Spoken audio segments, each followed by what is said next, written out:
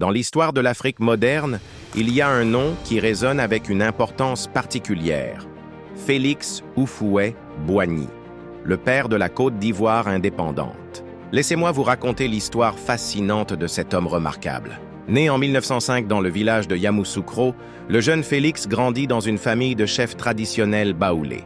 Mais qui aurait pu deviner que ce petit garçon deviendrait un jour l'une des figures les plus influentes de l'Afrique? Son parcours est tout sauf ordinaire.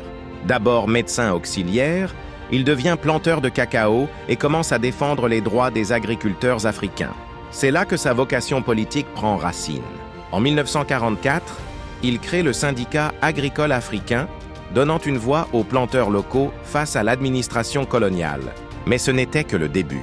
Dans les années 50, alors que le vent de l'indépendance souffle sur l'Afrique, Houphouët-Boigny se révèle être un leader charismatique et un fin stratège politique. Il comprend que l'indépendance doit se faire dans la paix et la stabilité.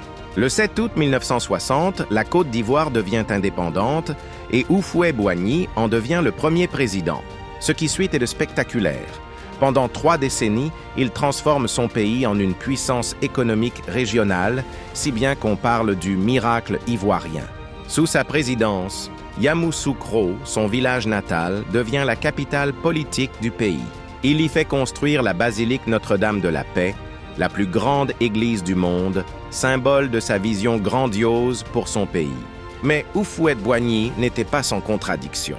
Surnommé le sage de l'Afrique, il était à la fois admiré pour sa stabilité politique et critiqué pour son autoritarisme.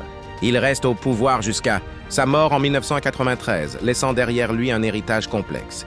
L'histoire de Houphouët-Boigny est celle d'un homme qui a marqué non seulement la Côte d'Ivoire, mais l'Afrique tout entière. De médecin de brousse à père de la nation, son parcours nous rappelle que les grands changements commencent souvent par des rêves audacieux.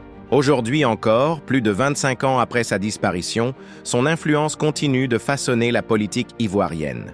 Son histoire nous enseigne que le leadership n'est pas seulement une question de pouvoir, mais aussi de vision et de persévérance.